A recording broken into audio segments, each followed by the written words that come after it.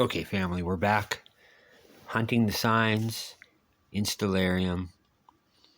I left a short clip of this sign a couple days ago.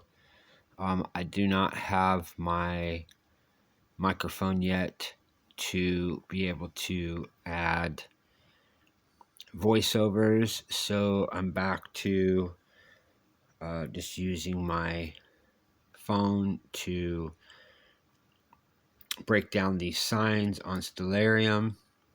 What we're looking at here is the first day of the great wedding in heaven.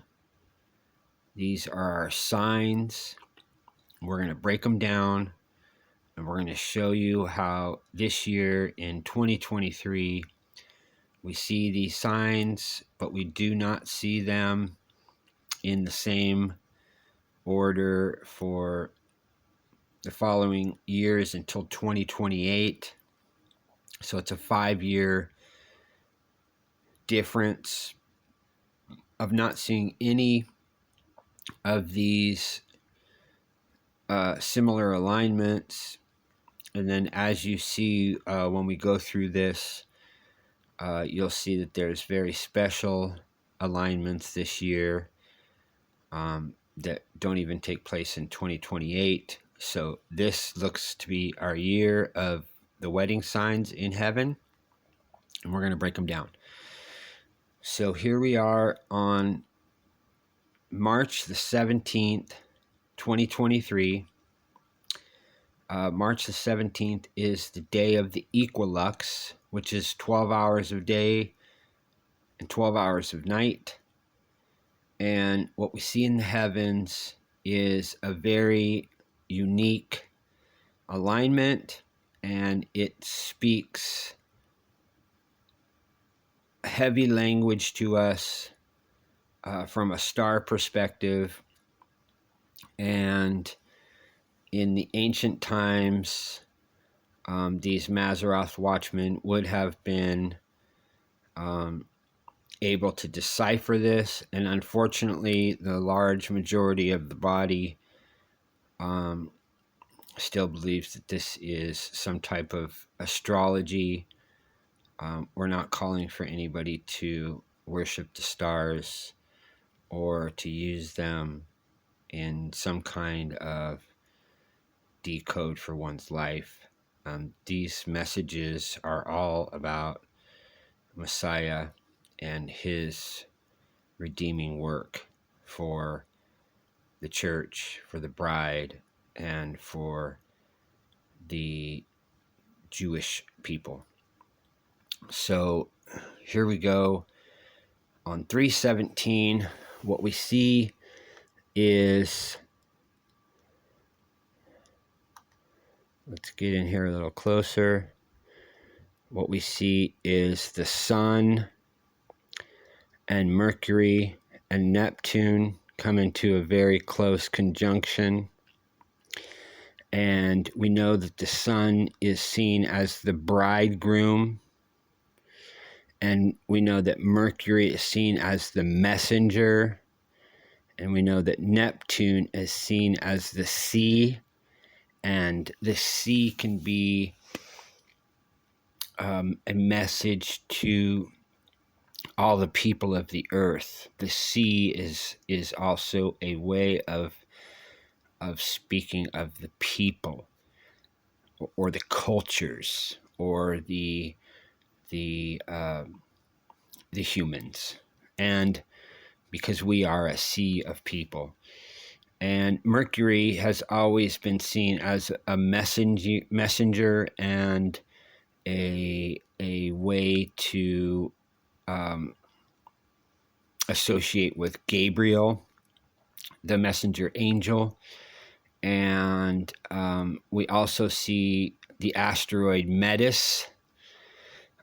Metis is a sign of the wedding.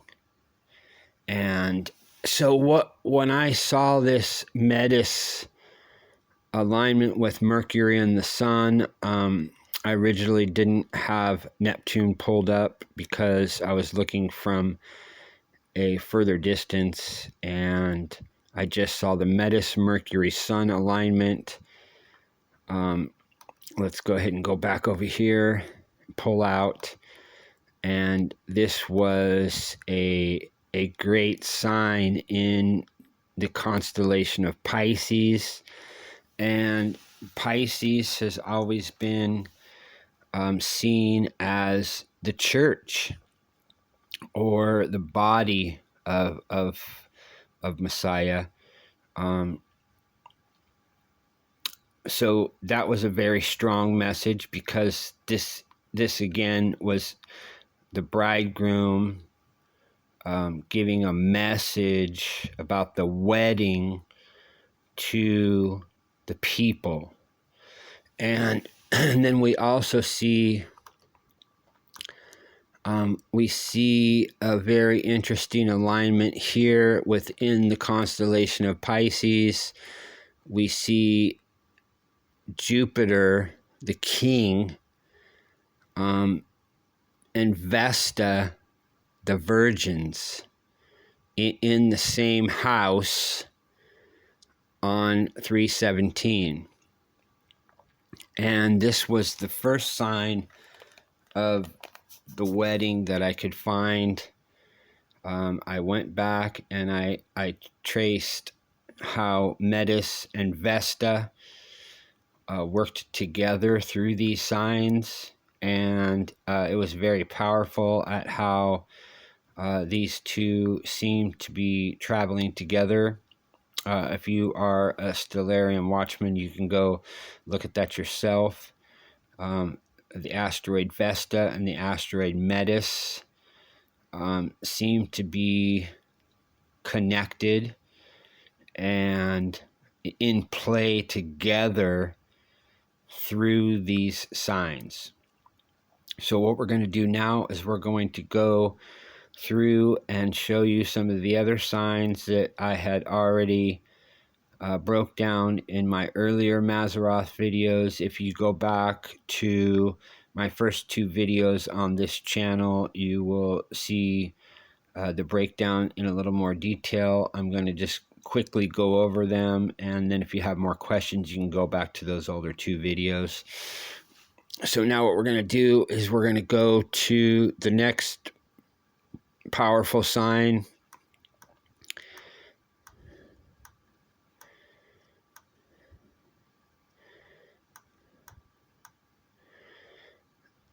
And what we're going to do is we're going to show you this sign in Virgo.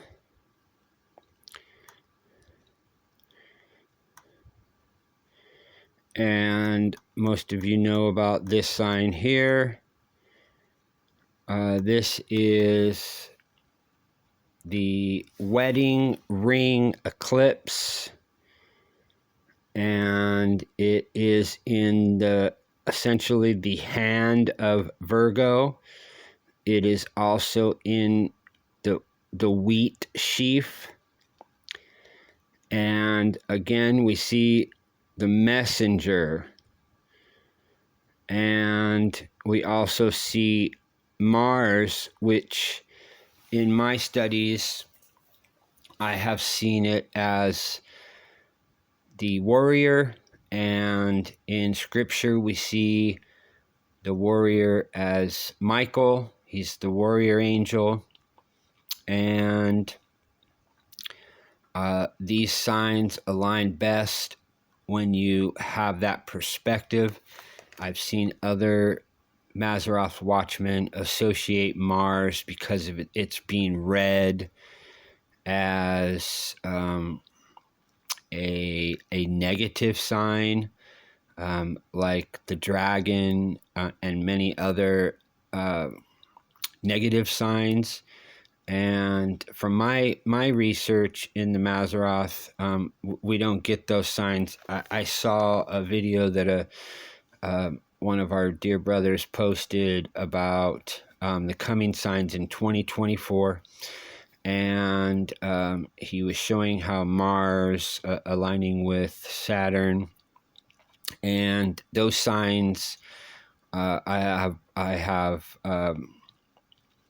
in my back pocket to do a breakdown on those, but it looks as though it's not what they are breaking down. It looks as though Mars, as Michael, the archangel, is there in the spring over on top of Saturn, and that to me would be the war that is going on in heaven, or that the war had already taken place, and that Saturn had been cast down, and that we are in the middle of the tribulation, and so a left behind sign. And so what we're seeing here is on October the 14th, we're seeing that now the sun and the moon, the bride and the bridegroom, are in the hand of Virgo in harvest position right above Spica star, and you have essentially two witnesses in the same house. You have Mercury, which they consider Gabriel, the messenger angel, and then Mars, which is Michael, and Mars is highly associated with Christ, and you can see in the sign, the 13th zodiac of Ophiuchus, you can see how Mars or Michael is associated with that sign. He's the one that is the serpent bearer. It can also be seen as Christ, but it's also a sign of Michael, who is the one that casts the snake down. And so what we can do is we can see how that this is our next wedding sign. We see that this is definitely a sign to the bride of the coming wedding.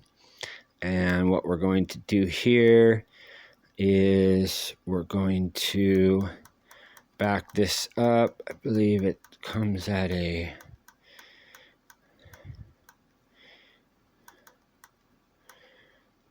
Give me just a second, family.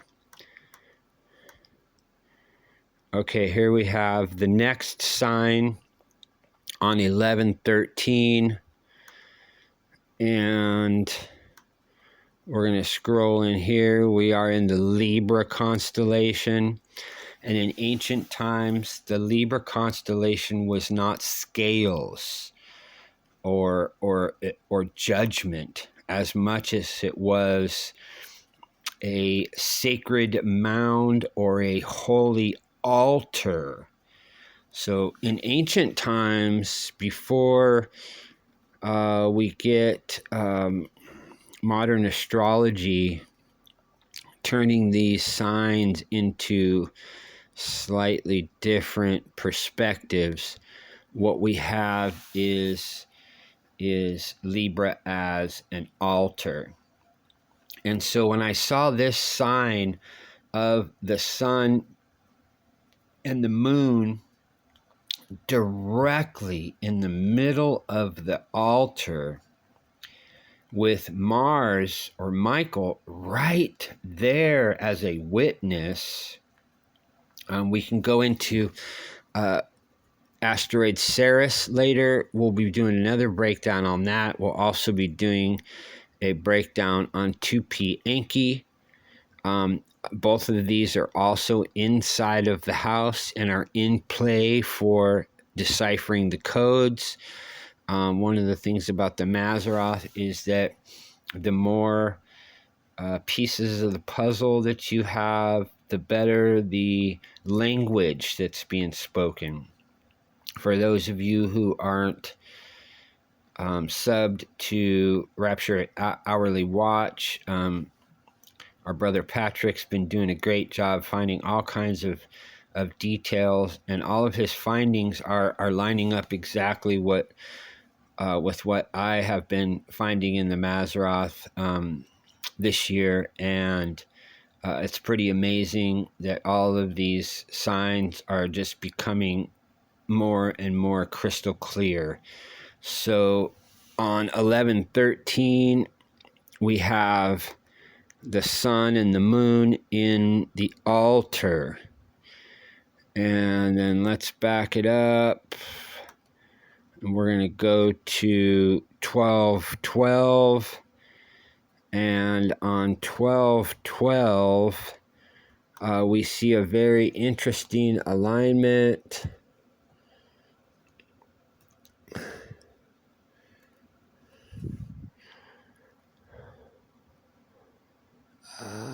Let's see, give me one sec, fam. Here we go. So what I found here was very striking to me. What we see here is on the 11th, here we are at the very end of the day. What we're going to do is we're going to watch this transition. The asteroid Iris literally goes into conjunction and centers on the sun at midnight on 12/12. And this was a very, very powerful sign for me because the moon is in Scorpio. And if you have been a subscriber of mine from Kaddish Culture, then you will know that the legs of Ophiuchus are seen as the Hoopa. And if you understand the star story, we see Spica as a sign of harvest. And then many believe that the harvest period happens here as they transition from Libra into Scorpio. Depending on what software you use, you have these signs or the artwork in different positions. But this area between the entrance of the Hoopa and the exit of Libra has always been seen as a harvest sign. It's as if Ophiuchus and the Hoopa here are actually protecting the planets from the Scorpion. If you know the Mazzaroth story of the bruising of the heel and the crushing of the head, that's these two signs. And so we see the sun inside of the Hoopa aligned with the asteroid Iris. We see the moon has entered into the Hoopa, and we also see Michael as the witness there inside of the Hoopa. And in ancient times, the Hoopa was seen as the place where the wedding took place. So we have really high watch for the 11th and the 12th and the 13th. What we're going to do here is we're going to show you that one day later, the moon aligns. Let's go scroll in a little more. You can see how this leg from Sabik all the way down is essentially, like, we'll say it's the exit of the tent, and the sun and the moon are essentially lined up in the Hoopa as if they're just about to come out of the Hoopa. And this is a great wedding sign. And then I have breakdown of asteroid iris and that alignment with the sun. It speaks of many different things. I'm going to go ahead and break that down in another video so we can make this a little shorter. I didn't want to really go much over 20 minutes, so we're just going to finish these breakdowns, and then we'll break them down in more detail and show you the rest of the signs. So here we see the bride and the bridegroom in the chuppah, and that's another wedding sign. And then we're going to finish up with the final sign that I showed in my first video, and that is where we have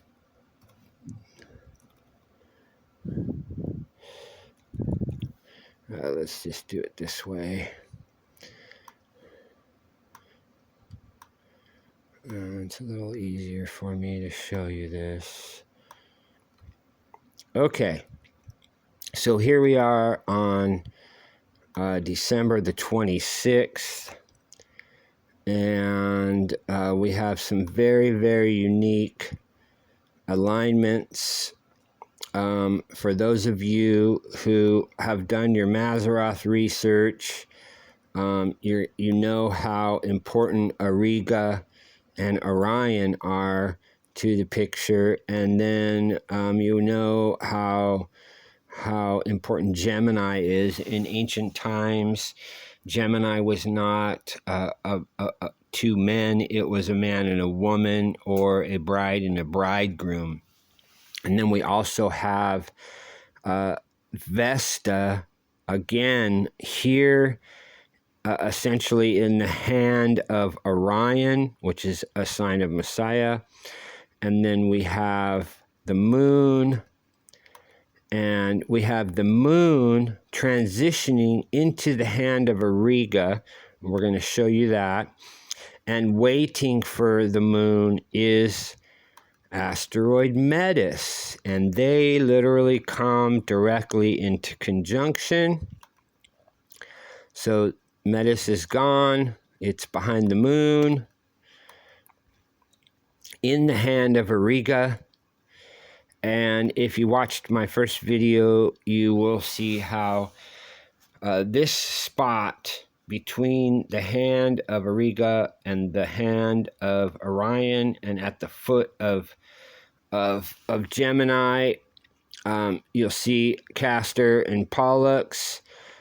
This spot in here between these hands and these feet have always been known as a portal.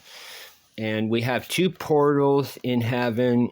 We have the Silver Gate portal and we have the Golden Gate portal. And these portals in ancient times were looked at as the gates of the gods and the gates of the humans. And it was seen as the Golden Gate as the gate of the gods, and for them to transition down into our world.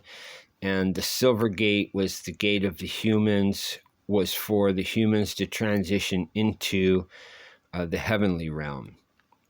And so you could see this Silver Gate as the Enoch Gate, because he was taken into heaven in what we call the first translation. So we have the Enoch Gate showing us again the moon and Metis. You can go see my breakdown of Metis, and then also Vesta, which is the virgins, and they are literally in the Silver Gate. And what we're going to do is we're going to back off, and we're going to go to the other side, and we're going to show you the position of the sun on that day is still in the Golden Gate, and it is also in the bow or the boat, and it is just about to line up with the tabernacle. And the constellation of Sagittarius has always been seen in multiple lights. There is so much scripture that is tied to this Sagittarius sign.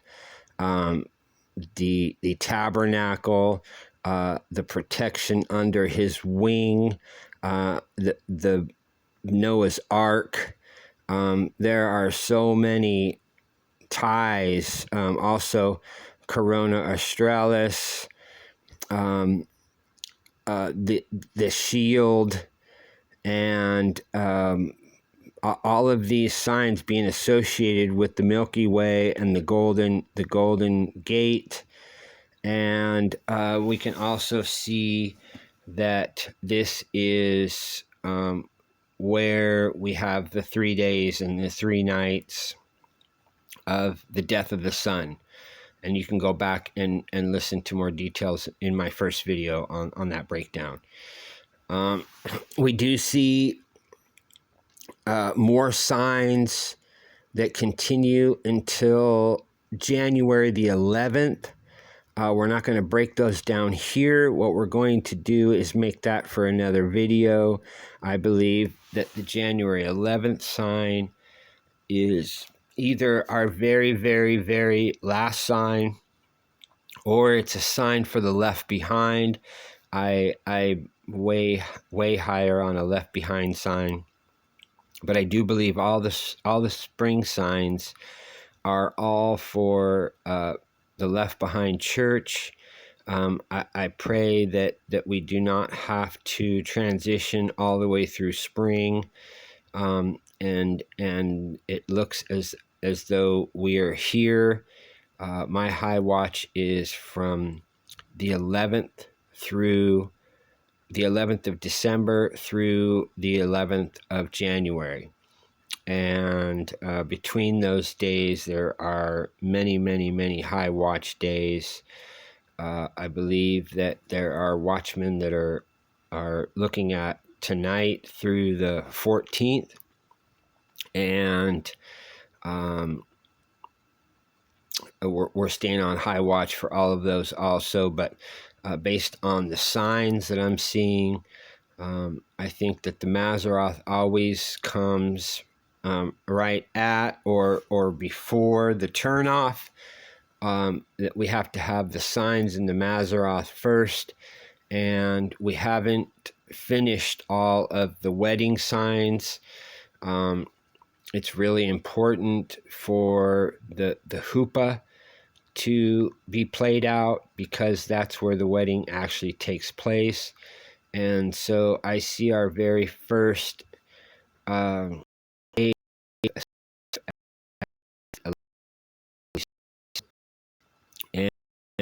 last day of escape on the 11th of January. And I have some more breakdown on that 11th day, but we're going to take that as another day to break down those signs in more details. So I want to thank you for coming, and I hope you enjoy this Mazzaroth breakdown. And what we're here to do is show you the signs in the sun, the moon, and the stars. Blessings.